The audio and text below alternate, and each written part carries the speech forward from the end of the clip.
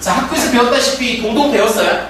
수업 나갔지? 동동은 형식상으로 본다면 원령가의 대표적인 노래라고 했습니다. 원령가가 뭐냐면 각 달마다의 노래가 있는 거지. 그러니까 우리가 1년이 12달이기 때문에 이 노래는 기본적으로 12개의 노래를 가지고 있는데 고려과에가 나중에 구비 전송되다가 한글로 창작되면서 뭐 되냐면 궁중음악으로 편입이 됩니다. 궁중음악으로 편입되다 보니까 이 노래를 부르기에 앞서 오프닝 멘트처럼 한마디씩 던져주는 서사구가 들어가 있는데 얘도 역시나 마찬가지입니다. 그러니까 이 첫 번째 나와 있는 이 첫 번째 구절은 뒤에 나와 있는 내용과는 크게 관련성이 없어요. 얘가 궁중음악으로 편승되면서 이 노래가 어떤 노래다라는 거를 던져주는 메시지죠. 그러니까 여러분들이 노래방 가서 친구한테 노래 부를 때 사랑하는 나의 친구 혜원이의 생일을 위하여 이 노래를 바칩니다. 왜 태어나니? 뭐 이런 식이 어떻게 되는데 이 앞에 멘트는 뒤에 나와 있는 거랑 사실 크게 문제가 안 된다는 거야. 무슨 말인지 알겠어? 그래서 이 부분은 중요한 게 아닌데 간단하게만 보면 이 구조가 뭘 읽고 있기 때문에 대구를 읽고 있기 때문에 이거만 잠깐 보면은 자, 덕이란 곰배해봤자고 이때 이 곰배는 신령님께 라고 해석할 수도 있고 뒤야 뒤. 그러니까 이건 뒤에서 받고 이런 뜻인데 산신령한테 빌어서 받고 이런 뜻이 되겠지. 그 다음에 복이란 림배는 누구지? 님에게 임금으로 해석할 수가 있습니다. 그래서 임금에게 혹은 앞에서 받겠다라는 거죠. 그러니까 이 노래의 기본적 성격은 덕과 복을 함께 받고자 하는 소망이 담겨져 있습니다. 이래서 이런 걸 우리는 뭐라고 하냐면 나라의 축복을 기원한다라고 해서 송축가라고 합니다. 송축가. 축복을 기원한다라고 해서 송축가인데 뒤에 내용이 그런 게 아니라 이 오프닝 멘트의 성격상 그렇다라고 보면 돼요. 이건 별로 중요한 게 아니지. 됐어요? 그 다음에 후렴구로는 뭐가 쓰였냐면 동동 다리. 그래서 제목이 동동이에요. 그러니까 뭐 동동에 특별한 의미가 있는 게 아니야. 후렴구가 그냥 동동 들어가니까 동동이라는 거야. 이게 바로 서민 문학의 특징이지. 그렇지 않아? 몰라? 예를 들어서 여러분들 이름 중에 이런 애 이름이 들판이야. 왜? 들에서 엄마가 일하다가 났어. 그런 게 서민 이름의 특징이잖아. 뭐 허이야. 그렇지 않아? 그런 것들인데 얘도 마찬가지로 특별한 의미가 없어. 그냥 이름을 왜? 재밌냐 들판이? 들에서 나오면 들판이지. 뭐 이런 식으로. 왜? 그 친구들 초원이 있어. 초원이 있어. 그래서 물어봐 왜 이름이 초원인지. 이렇게. 자, 봅시다. 서민들이지, 서민. 이런 이야기 하면 또 이것도 문제가 될 수가 있는데. 왜? 요즘은 그런 식으로 이름 많이 짓더라고. 그 하늘에서 내려온 우리 무슨 아이? 이렇게 해서 이름을 뭐라고 짓더라? 하랑이? 하울이? 이런 식으로 이름 막 지었는데. 왜? 내가 우리 아들 이름을 지으려고 이름을 몇 개를 봤냐면 2200개 정도를 봤어요. 참고로 내가 장명을 할 줄 알거든. 그래서 우리 학원 선생님들의 아이들 이름은 내가 다 지어줬어요. 실제로. 근데 주변에서 이름 지어주는 애들이 꽤 있었는데 이제 우리 애가 태어났을 때 내가 지금 이름을 지어주고 싶은 거지. 그래서 한 2000개 넘게 이름을 봤는데 못 지었어요, 결국에는. 아주 다른 사람한테 돈 내고 지었는데 원래 내가 생각한 이름이 뭐가 있으면 라온이라고 했어요. 라온이. 들어봤어요? 라온? 한글이에요. 근데 한글인데 한글도 만들면 되니까 라온이라고 얘기했어요. 라온이 순 우리말로 행복, 기쁨 이런 뜻이거든. 그래서 라온이라고 이름을 딱 생각하고 이제 이야기를 딱 했는데 이 나이 드신 우리 부모님들이나 그 다음에 이제 이 아이의 외할머니, 외할아버지는 그게 이제 마음에 안 드는 거지. 왜? 너무 뭐야 라온이 라이하고 막 무슨 사자 막 이러면서 이야기가 사는 거야. 사실 이제 내가 막 뜻을 찾아봤는데 안 되겠다는 거지. 근데 그때 당시 이제 우리 옆집에도 애를 낳았는데 걔 이름이 라온이라고 지은 거야. 그래가지고 지금 라온인데 지금 요즘 이제 라온이라는 이름이 되게 많아요. 실제 어린아이들. 그 시대에 가면은 유행하는 이름들이 있거든. 요즘 라온이는 10위 안에 들어가는 이름이에요.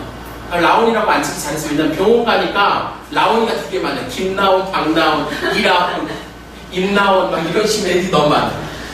하여튼 여기서부터 이제 시작합니다. 여기서부터 시작해. 지금부터 본격적인 각 노래인데 이 부분까지 하고 잠깐 쉴 거예요. 왜냐면은 여러분들 현재 지금 시간이 한 40분 정도 수업하고 있는데 몸이 슬슬 움직이는 친구들이 있어요. 여러분들 이렇게 세팅이 1시간 단위로 되어 있으니까 그냥 그걸 고려해서 여기다 20분 내에 끝내고 잠깐 쉬었다가 두 번째 그 수업하도록 하겠습니다.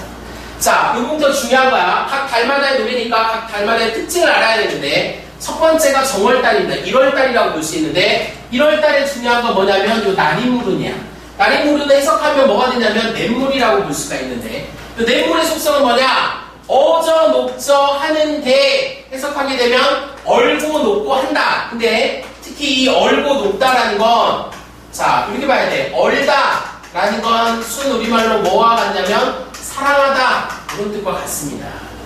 그래서 여러분들 어른이라는 말은 어디서 나오는 거야? 얼다라는 말에서 나오는 거예요. 어른은 사랑할 수 있는 사람을 어른이라고 하는데 이런 뜻이 포함되어 있는 거지. 그러니까 얼고 녹다라는 것은 뭘 이야기하는 거냐면 사랑을 한다 이 말이야. 즉 정월달에 흐르는 냇물은 뭘 할 수 있어? 사랑을 할 수가 있다 이런 뜻이라고. 근데 누릿 가운데 누릿은 세상이야. 세상 가운데 나고 태어난 몸은 이때 이 몸은 누구냐면 나라고 볼 수가 있겠지. 하올로라는 건 홀로 이런 뜻이야. 홀로 있다 이 말이지. 그러니까 이 부분은 이렇게 되는 거지. 요 나리물과 누구는 나는 서로 어떤 상황이냐면 대조의 상황이라고 볼 수가 있겠지. 얘는 지금 어떤 상태? 사랑이 있는 행복한 상태라고 본다면 나는 지금 뭐하고 있어? 홀로 있기 때문에 뭐하다? 외롭다라고 이야기할 수가 있겠지. 이렇게 자 요런 구절과 비슷한 작품이 있었는데 뭐가 있었죠? 여러분들이 배웠던 작품 중에 황조. 그렇죠. 황조가가 있습니다. 그래서 그 부분은 뭐와 연계해서 시험에 나오는 거냐면 황조가와 연계해서 시험에 나오는 겁니다. 그래서 내가 얘 별명이 뭐라고 했지? 수능의 지뢰밭이라고 했지. 어떤 것과 연관되게 되어 있죠. 그러면 여러분들 이 나리물은 바로 뭐가 되겠어? 객관적 상관물이 되겠지. 타자의 외로움의 처지를 느끼게 해주는 요소로서 객관적 상관물이 된다라고 할 수가 있고 기본 구조는 뭘 취하고 있다? 대조의 방법을 취하고 있다. 이렇게 이해하면 좀 더 쉽게 갈 수가 있습니다. 이게 1월달이에요. 됐죠? 1월달 한 겁니다 이제. 12달 중에 한 달 했습니다. 자 넘어가도록 하죠. 2월달 가도록 하겠습니다. 2월 보름에 동그라미칩니다. 이 작품에서 보름이 나오면 뭐와 관련된 거냐면 세시풍속과 관련해서 세시풍속.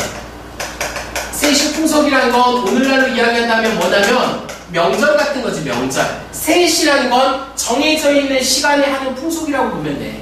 그러니까 보통 우리는 1월 1일에 떡국을 먹는다든지 세배를 한다든지 그 다음에 이제 얼마 있는 8월 15일 음력 8월 15일 추석에는 뭐 하죠? 송편을 빚는다든지 이런 것들이 정해진 시기에 하는 행위야. 그런 걸 우리는 세시풍속이라고 한다고.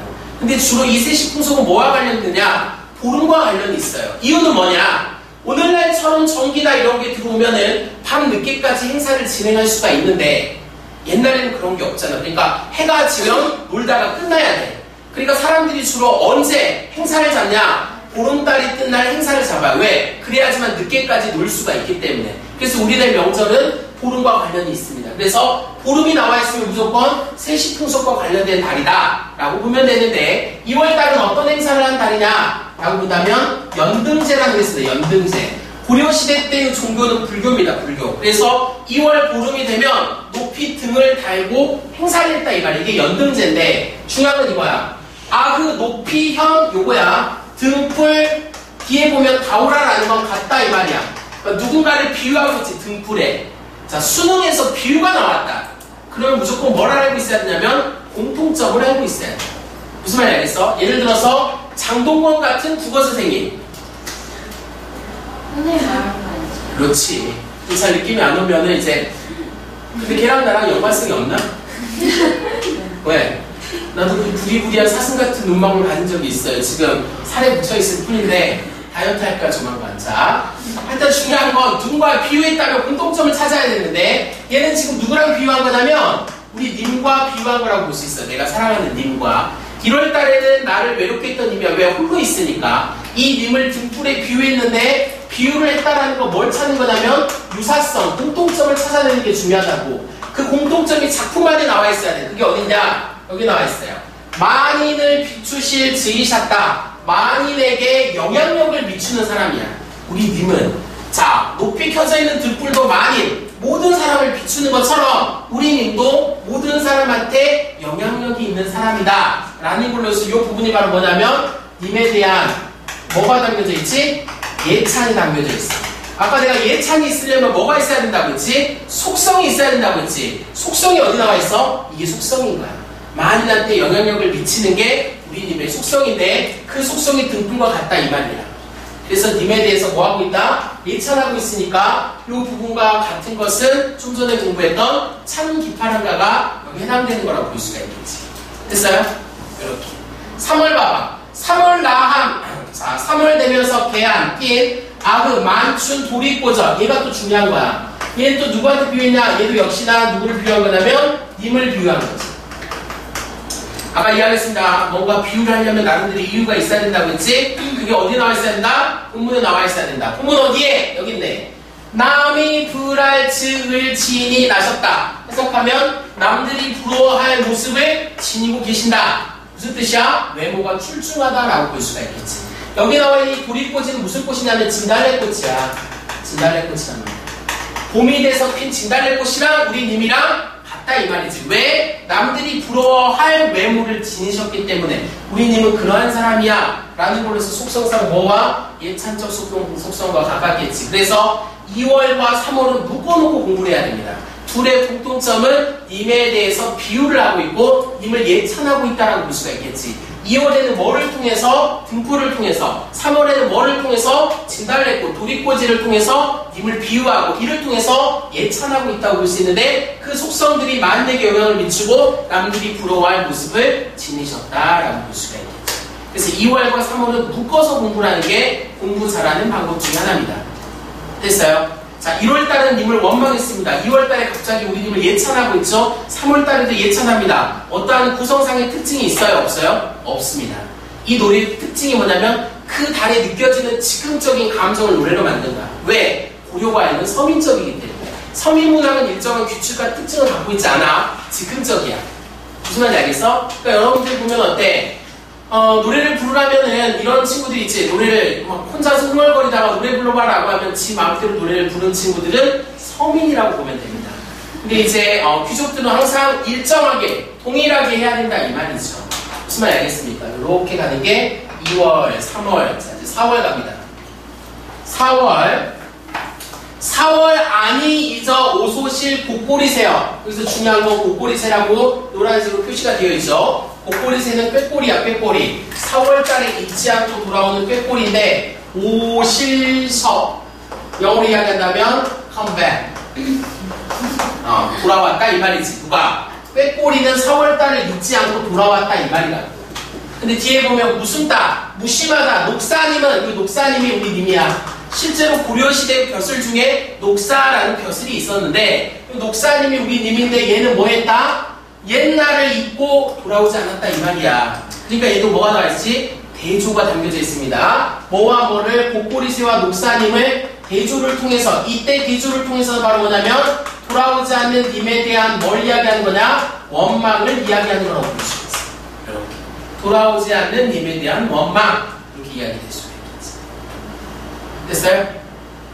대조를 통해서 대조가 나와있는 1월달이었지. 아까 나리물과 나를 대조했었지. 대조가 나온 것 또한 4월입니다. 그래서 1월과 4월이 대조가 나와 있는 거야. 근데 1월은 대조를 통해서 화자의 외로움을, 4월은 대조를 통해서 돌아오지 않는 님에 대한 원망을, 각각의 성격의 차이가 있다라고 볼 수가 있겠죠. 되나요? 자, 5월 5일에 자 구체적인 날짜가 나와 있어도 이게 뭐와 관련된 거냐면 세시풍속과 관련되는 거야. 세시풍속인지 아닌지 두 가지로 확인하면 돼. 보름이 있거나 구체적인 날짜가 나오거나. 5월 5일 우리나라는 또 날짜가 겹치는 걸 조금 더 특이하게 좋게 봐요. 그래서 대부분의 행사들이 날짜가 겹칩니다. 3월 3일 삼진날 이런 식으로 5월 5일 이런 식으로 겹치게 날짜를 쓰는 경우들이 있는데 이 수린날이라는 건 뭘 이야기하는 거냐? 음력 5월 5일은 단오예요. 단오란 말이지. 이 단오날에 아침에 먹는 약은 이 약이 중요한데 지문이라는 건 천년입니다. 천년을 장수할 수 있는 약이기 때문에 님한테 바칩니다 이런 뜻이야. 그러니까 4월달에 님이 돌아오지 않는다고 욕해놓고 5월달에 뭐 주는 거야? 약 주는 거지. 그게 바로 병 주고 약 주고 이런 거지. 여러분들 부모님들이 어때요? 엄마가 오면 야 공부 안 해도 이렇게 공부해가지고 어떻게 살려는 거냐 뭐 이렇게 막 짜증 내면서 자 이거 다 먹어라 치킨이다 병주를 약치는 거지. 좋다고 먹으면 서민이에요. 서민이에요. 자, 중요한 건 이거지. 자, 그래서 이렇게 5월달 한 거야. 5월달은 별로 중요한 게 없으니까 빨리 넘어가는 거야. 자, 그 다음 볼까요? 6월달에 갑니다. 6월 보름에, 얘도 보름이 나왔으니까 뭐와 관련인 거야? 세시 풍속과 관련 있겠지. 6월 보름은 무슨 날이냐? 유두일입니다. 유두일. 자, 오늘날은 이런 것도 이제 많이 하지만 예전에는 이 유두일은 뭐 하는 날이냐면 머리 빗는 날이에요. 1년에 한 번 빗는 겁니다. 머리를. 사람들은 머리를 안 감고 이러니까 머리에 이라든지 이런 이물질이 많지. 그럼 6월 6일에 이제 찬빗으로 머리를 빗어요. 그러면 머리에 있는 이물질이 빠지지. 이게 바로 악기를 쪼는 행위야. 그래서 이 빗으로 빗은 다음에 이 빗을 멀리 갖다 버리는 게 하나의 세시 풍속이었다고. 그래서 옛날 할머니들 중에는 빗 같은 거를 주워오면 되게 뭐라고 하는 게 있어. 친구 빗이나 이런 걸 막 쓰면은 뭐라고 해. 왜? 남의 악귀가 나한테 옮길 수가 있기 때문에 빗은 공유하는 게 아니다라고 이렇게 이야기하는 부분들 할머니들도 있는데 그게 요번 풍속에서 나오는 거라고 볼 수가 있어. 보면은 별에는 벼랑입니다. 벼랑의 중요한 요단은 발원이라는 게 버려진 빛 다오라는 아까 같다 이런 뜻이었지. 그러니까 빛을 누군가에 비유하고 있다 이 말이야. 맞지? 이 빛은 누구를 비유하는 거냐? 화자인 나를 비유하는 건데 아까 선생님이 비유법이 쓰이려면 유사성이 있어야 된다고 했지. 그 유사성에 해당되는 게 어디냐면 여기 나와 있어요. 빛도 그렇고 나도 그렇고 둘 다 뭐에 있다? 버림받았다라는 공통점이 있다라고 이야기할 수가 있겠지. 벼랑에 버려진 빛과 같다. 내가 왜? 님한테 버림받았으니까 이렇게 비유할 수가 있겠지. 그러면서 뒤에 뭐라고 했어? 돌아보실 님을 적금 존이너이다. 나를 돌아보실 님, 다시 사랑해주는 사람이 있다면 잠깐이라도 쫓아가겠습니다. 라는 걸로써 뭐가 달려진다면 간절함을 이야기하는 거라고 볼 수가 있겠지. 그래서 6월 달에는 자기의 처지를 빛에 비유하면서 버림받은 안타까움에 대해서 이야기하는 거라고 할 수가 있습니다. 이해돼? 이렇게 버림받았지. 근데 이제 7월 달에 가면 또 7월에 뭐가 있냐? 보름이 있네. 7월에 보름은 무슨 날이냐면 백중날입니다. 백중날. 그 백중날은 뭐 하는 거냐면 100가지 종류의 음식을 준비해서 제사 지내는 때라고 보면 돼요. 그래서 말했잖아. 백종 배하여 두고 이때 100가지 종류를 준비해 두고 제사 지내기 준비했다 이 말이라고. 100가지 종류의 음식을 준비하여 두고 님을 한데 여가져. 여기 이 작품 전체의 주제입니다. 주제.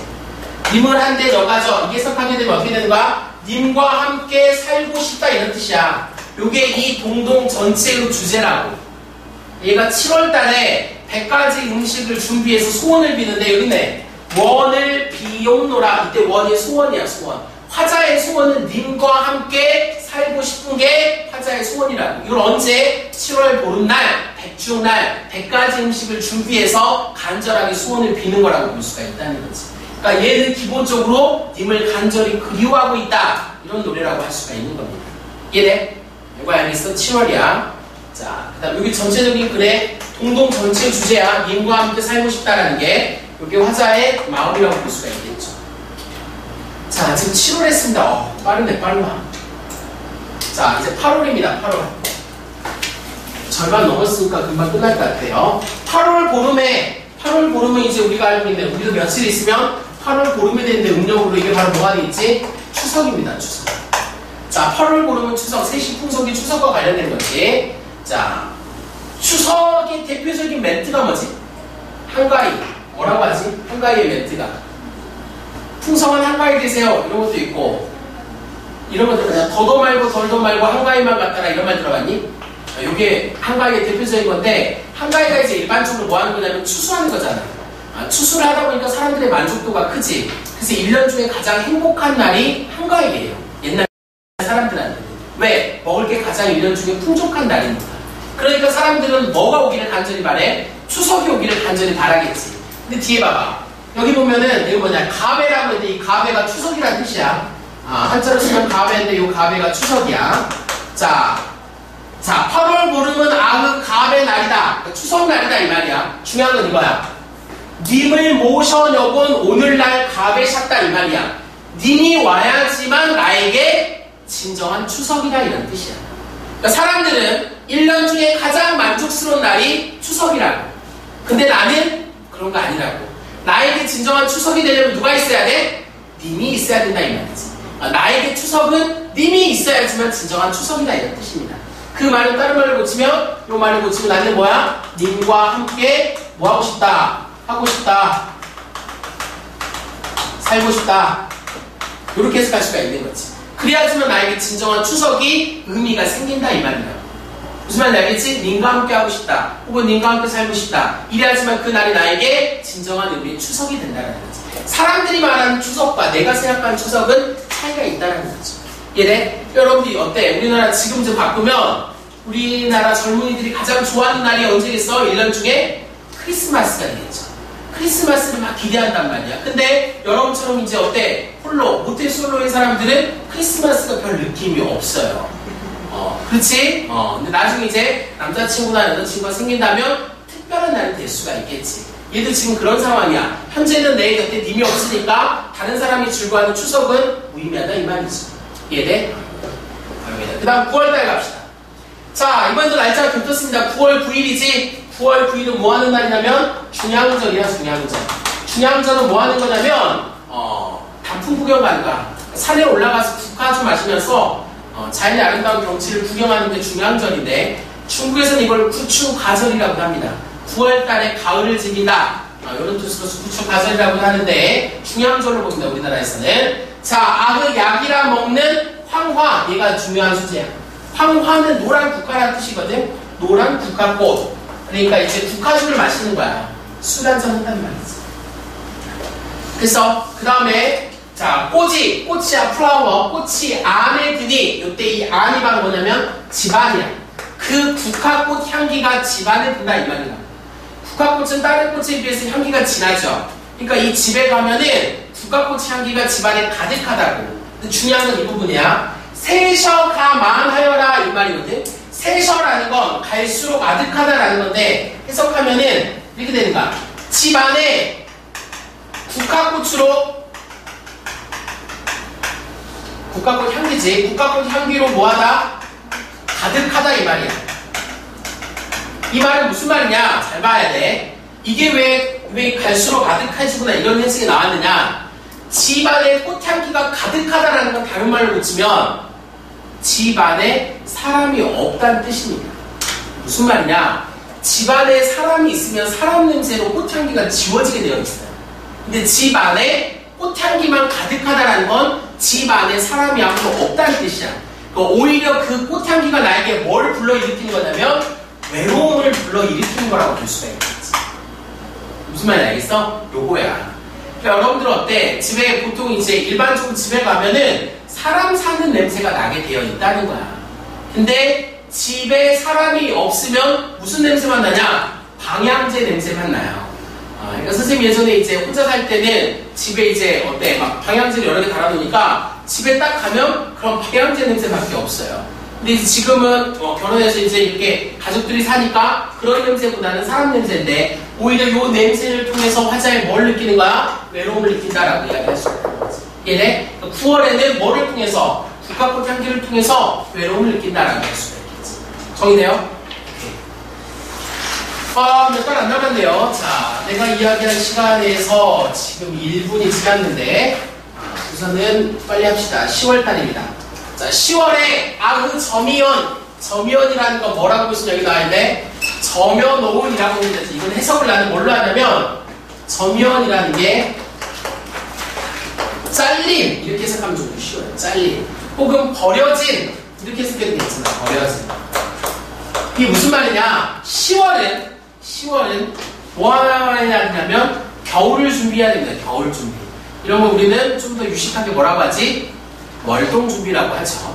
자, 월동 준비에 대표적인 게 있다면 하나는 음식장만이지. 그래서 우리는 10월에 보통 뭐 하는 거지? 이거 음력 10월이니까 보통 이제 여러분들이 세는 양력으로 바꾸면 11월 정도가 되는 건데 그때 주로 뭐 하냐면 김장을 하는 거죠.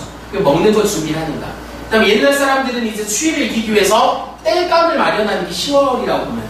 그러니까 여기 나와 있는 발앗이라는 건 여기 나와 있는 고로쇠, 나무로 해석할 수도 있지만 선생님은 그냥 땔감 나무로 해석하면 좀 더 쉬워. 그러니까 이렇게 되는 거야. 자, 10월이 되면 월동 준비를 해야 되는데 일반적으로 땔감으로 쓰려면 큰 통나무에 나무 기둥을 쓰고 옆에 있는 잔 가지는 다 버려야 되겠지. 그러니까 여기 나와 있잖아. 잘라 버려진 땔감나무의 나뭇가지야. 나뭇가지와 같구나 이렇게 이야기한단 말이지. 왜? 이게 이유야. 꺾어버리신 후에 지니실 분이 없다 이 말이야. 요게 그 버려진 나뭇가지와 누구를 비유하는 거냐면 나를 비유하는 거라고 볼 수가 있겠지. 필요할 때는 자르잖아. 그리고 난 다음에 쓸모가 없으니까 뭐 하는 거지? 버려버린다 이 말이라고. 큰 나무를 자르잖아. 땔감으로 쓴다고 맞지? 옆에 있는 잔 가지는 쳐서 다 버려버리는 거야. 그게 나의 처지랑 비슷하다. 그래서 여기 나와 있는 이 단어는 6월달에 나와 있는 뭐랑 비슷해? 성격이 빛과 비슷하다고 볼 수가 있겠지. 그래서 버림받은 나의 안타까움을 이야기하는 게 10월달 노래라고 할 수가 있습니다. 됐어요? 자, 그 다음에 11월에 갑니다. 11월에 공당자리는 여기 뭐라고 나와있냐? 흙바닥이라고 보면 돼. 흙바닥에 한삼을 두 펴 누워. 한삼이지. 여름에 까는 한삼 이불. 한삼 모시지, 모시 같은. 이러한 모시를 깔고 누워있으니까 얘는 되게 뭐 하는 거냐면 춥다 이 말이야. 뭐가 춥는 거냐? 마음이 춥다 이 말이야. 마치 내 마음이 흙바닥에 한삼을 깔아놓은 것과 같다 이 말이야. 왜 춥겠니? 님이 없으니까 춥겠지? 그게 여기 나와 있습니다. 살을 문저 여기 보면은 이렇게 나와 있죠. 문저 여기까지 갔어. 자, 살을 운저라는 거 해석하면 뭐야? 슬픕니다 이 말이야. 왜 슬프냐? 고운님 스시옴 열저. 이 스시옴이라는 게 뭐냐면 제각각이라고 보면 돼. 사랑하는 님과 제각각 열저라는 건 살다 이 말이야. 근데 다른 말로 치면 별거잖아. 님과 내가 뭐하고 있어? 떨어져 살고 있기 때문에 슬프다라고 이야기하는 거야. 그래서 내 마음이 마치 뭐와 같아?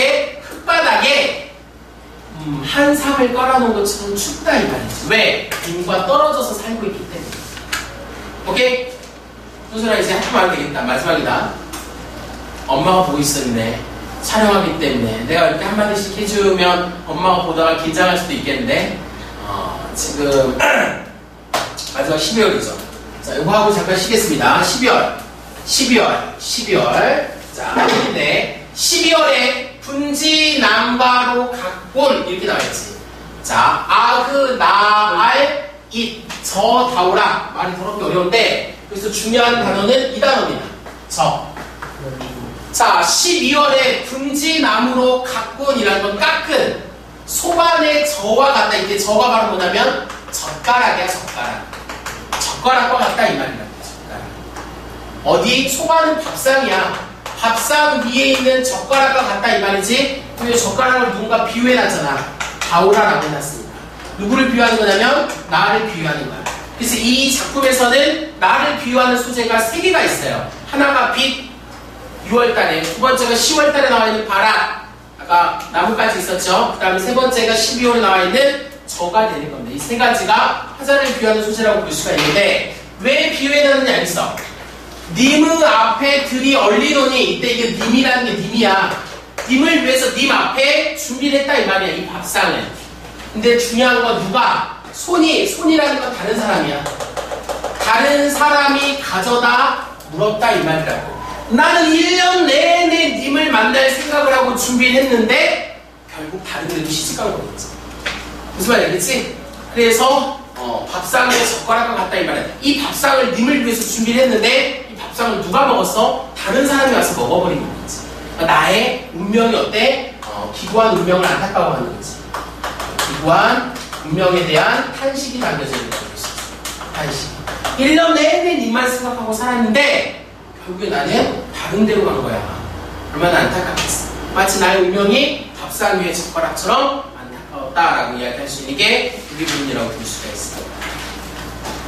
됐어요? 그러면서 뒷부분에 보면은 여기까지 잠깐 할게요. 자, 이 부분에 보면 정리했습니다. 1월부터 12월까지 중요한 것들이 뭐냐, 소재가 뭐냐, 이런 것들을 쭉 볼 수가 있는데 첫 번째 1월은 나리모를 통해서 고독이죠. 자, 뭘 나타내는 거냐? 화자의 처지를 대주하고 있죠. 그 다음에 2월과 3월은 뭐 하는 거라고 있으냐면 등불과 구리꼬지를 통해서 님과 비유하는 거라고 볼 수가 있고, 그 다음에 4월에 보면 곡고리새가 나와 있죠. 얘를 통해서 화자와 뭐 하는 거라고 볼 수 있어? 돌아오지 않는 님과 곡고리새를 대주해서 원망이 담겨져 있죠. 5월은 세식풍독상 단오라고 했지. 임의 장수를 기원하는 거고, 6월은 벌어진 빚에 자기 자신을 비유해가지고 안타까워하는 거고, 7월은 백중날로서 100가지 음식을 준비해서 소원을 비는 날이었었고, 8월달은 한가인데 진정한 의미 한가인은 님이 와야지만 가능하다고 이야기했었고, 9월은 노란 국화를 통해서 나의 외로움을 느꼈고, 10월달에는 바랏을 통해서 뭘 느꼈습니까? 버림받은 안타까움이지. 11월에는 한삼, 흙바닥, 공당 자리에 깔려있는 한삼을 통해서 화자의 외로움을 이야기했고, 12월에는